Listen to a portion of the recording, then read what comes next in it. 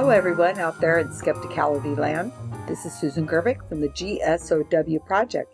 I have some fun updates for you all. Atheist spokesman Seth Andrews now has a brand new Wikipedia page in Dutch thanks to our prolific editor Leon. The Seth Andrews page was written by Jelena Levin back in 2014 and translated to Russian. Jelena, by the way, is a co-host of one of my favorite podcasts, the European Skeptic podcast. Last week they interviewed yours truly. We discussed a lot of the questions that people have about the project. Do we get negative feedback from the skeptic community? How do non-GSOW editors react to the project? And lots more. Please check out the ESP. Editor Janice Boynton, who has been mentioned and interviewed here on Skepticality, has just released a new Wikipedia page for a book that was published in 2009 called Bigfoot, The Life and Times of a Legend, by Joshua Blue Blues. The book looks very interesting, and the author has an interesting take on Bigfoot. He contends that Bigfoot does exist as a part of the American story. He said that Bigfoot resonated with white working-class men in the 1960s and 70s. Society was changing concerning civil rights and feminism, and the story of Bigfoot allowed these men to hold on to the traditional masculine roles. Bigfoot became symbolic of the fear of change these men felt. Wow. I mean, who knew that the story of Bigfoot held such an academic discussion of the psychology of American men? When you venture over to this Wikipedia page, you will see some citations from a couple familiar names, Sharon Hill and Ben Radford, so please check it out.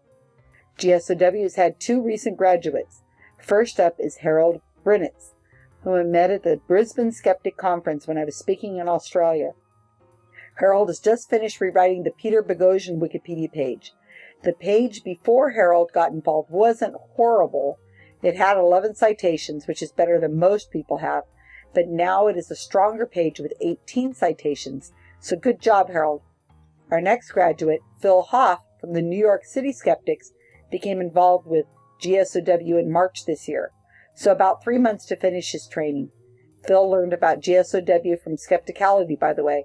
This took him a while to finish as he was working on rewriting two pages, the Skeptic Society and the Skeptic Magazine Wikipedia pages.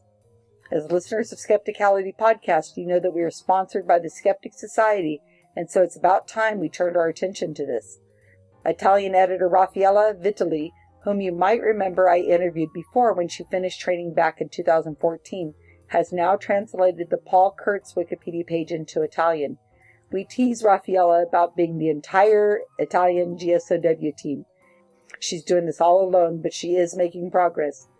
I'd like to welcome one new Skepticality listener to GSOW, Cliff Glickman, who joined a few days ago after listening to me talk about the work we did on Bob Carroll's Wikipedia page. Finally, I would like to suggest if you haven't already read the Skeptical Inquirer article I wrote about Carolyn Porco and a 9-year-old girl living in Brazil named Isabel, you really do need to check it out. Please see the show notes. As usual, if you want to get in touch with GSOW, write to us at gsowteam@gmail.com. If you'd like more information about the project, please view our YouTube channel. Requirements for this job are having a Wikipedia account, and you must be a Facebook user, as that's where we keep the secret cabal. Plus, we found it's the easiest way to distribute the big pharma checks.